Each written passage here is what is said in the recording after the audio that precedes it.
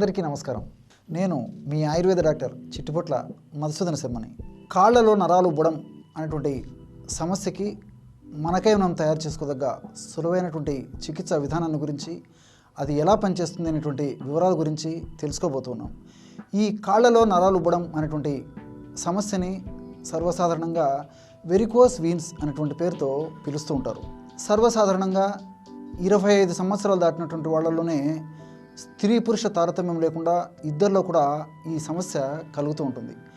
ఎక్కువగా బరువు ఉన్నటువంటి వాళ్ళలోనూ కానీ, అట్లే ఎక్కువగా నించొని పనులు చేసేటువంటి వాళ్ళు కానీ, ముఖ్యంగా కూలీ పని చేసేటువంటి వాళ్ళు కానీ, ఎక్కువసేపు కూర్చొని పనిచేసేటువంటి వాళ్ళు కానీ, వీళ్ళకందరికీ కూడా ఈ యొక్క వెరికోస్ వీన్స్ అనేటువంటి ప్రాబ్లం వచ్చేటువంటి అవకాశం ఉంటూ ఉంటుంది. ఈ వెరికోస్ వీన్స్ వచ్చినప్పుడు కాళ్ళ భాగంలో, ముఖ్యంగా మోకాలు కింది భాగంలో సర్వసాధారణంగా నరాలు బాగా ఉబ్బేసేసి మనకి చూసేందుకు కూడా పైకి బాగా కనిపిస్తూ ఉంటాయి అన్నమాట. ఈ ఉబ్బడం వల్ల తాత్కాలికంగా, ప్రాథమికంగా ఎలాంటి లక్షణాలు ఉండకపోవచ్చు, కానీ క్రమక్రమంగా వాటి నుంచి నొప్పి, పోటు, సలుపు, బాధ, అసౌకర్యము ఇలాంటి పరిస్థితులు కలిగేటువంటి పరిస్థితి ఏర్పడుతూ ఉంటుంది.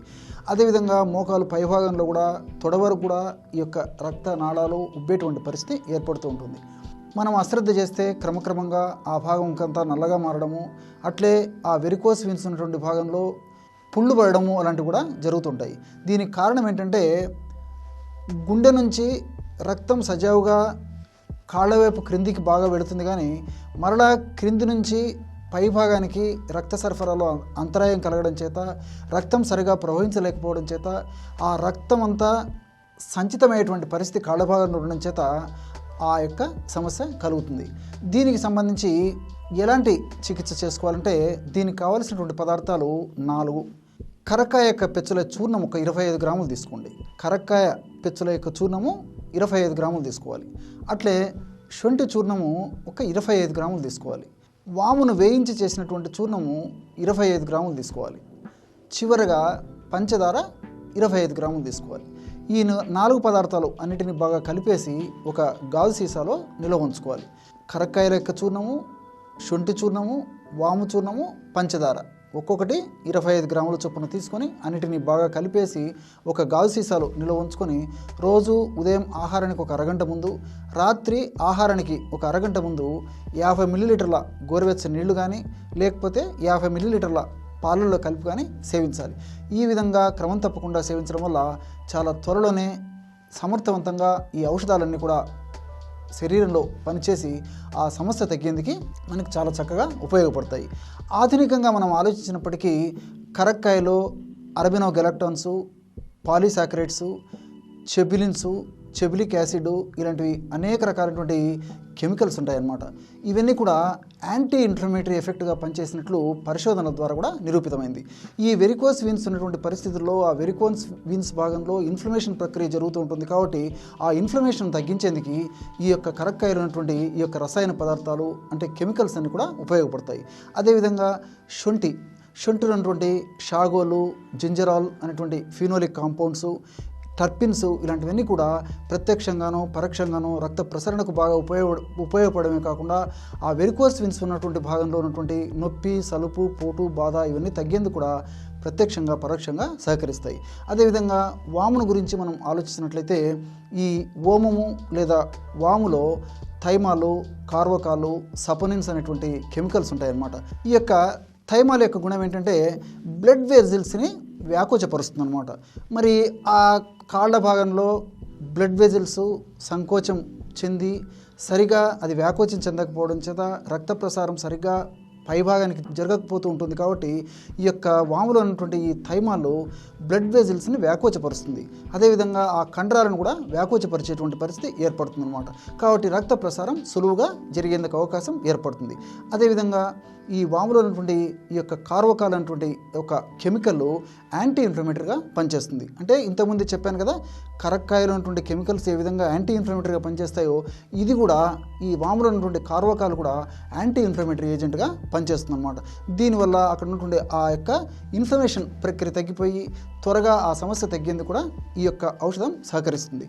అట్లే ఈ వాములో ఉన్నటువంటి ఈ యొక్క సపనిను, అదేవిధంగా కార్వకాలు ఇలాంటి పదార్థాలు ప్రోస్టాగ్లాండిన్స్ అనేటువంటి దీంతోపాటు థైమిన్ అనేటువంటి యొక్క రసాయన పదార్థాలన్నీ కూడా ప్రత్యక్షంగానో పరోక్షంగానో ఆ భాగంలో ఉత్పత్తి అయ్యేటువంటి హానిని కలుగజేసేటువంటి, నొప్పిని కలుగజేసేటువంటి, ఇబ్బందిని కలుగజేసేటువంటి ప్రోస్టాగ్లాండిన్స్ అనేటువంటి యొక్క రసాయన పదార్థాల యొక్క ఉత్పత్తిని తగ్గించడమే కాకుండా ఆ ప్రోస్టాగ్లాండిన్స్ అనేటువంటి రసాయన పదార్థాల యొక్క క్రియాశీలతను కూడా తగ్గించి మనకు నొప్పి తెలియకుండా చేసేటువంటి అద్భుతమైనటువంటి సమర్థమైనటువంటి ఔషధ గుణాలు వాములో ఉన్నటువంటి ఈ థైమాలు, కార్వకాలు, సపనిన్ ద్వారా కలుగుతాయి అన్నమాట.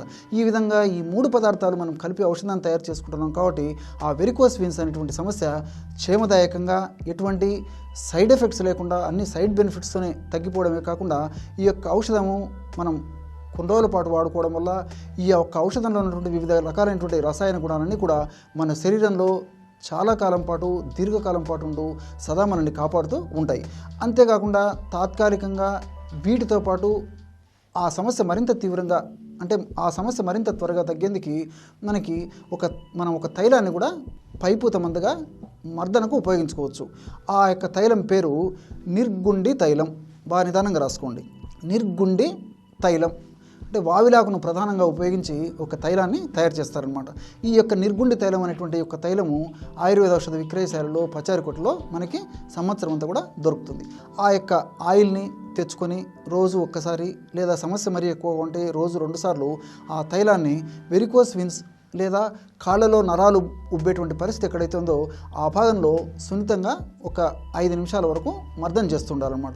ఈ విధంగా చేయడం వల్ల కూడా ఆ సమస్య మరింత త్వరగా తగ్గిపోతుంది అనమాట.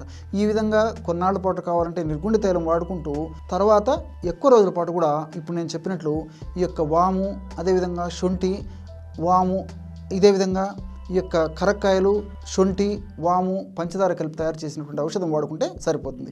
షుగర్ వ్యాధిగ్రస్తులు అయితే మాత్రం పంచదార కాకుండా మిగతా 3 పదార్థాలతోనే ఔషధం కలిపి తయారు చేసుకుంటే సరిపోతుంది అన్నమాట. ఈ విధంగా చేయడం వల్ల చాలా సమర్థవంతమైనటువంటి ఫలితాలు కలుగుతాయి. దీంతోపాటు ఈ యొక్క సమస్య ఉన్నటువంటి వాళ్ళు రాత్రిపూట పడుకునేటప్పుడు కాళ్ళ కింద కానీ, లేకపోతే పరుపు కింద కానీ, లేకపోతే మంచం కోళ్ళ కింద కానీ కొంచెం ఎత్తుగా ఉండేట్టు ఉండాలన్నమాట. అంటే తల తక్కువగా ఉండాలి, అంటే తల కింద దిండు తక్కువ ఉండి కాళ్ళ భాగం ఈ విధంగా ఎత్తుగా ఉండాలన్నమాట. ఆ విధంగా మీరు కాళ్ళ కింద దిండు పెట్టుకోవచ్చు, లేదా పరుపు కింద దిండు పెట్టుకోవచ్చు, లేదా మంచం కింద కూడా ఏదైనా ఎత్తుగా పెట్టుకుంటే సరిపోతుంది అన్నమాట.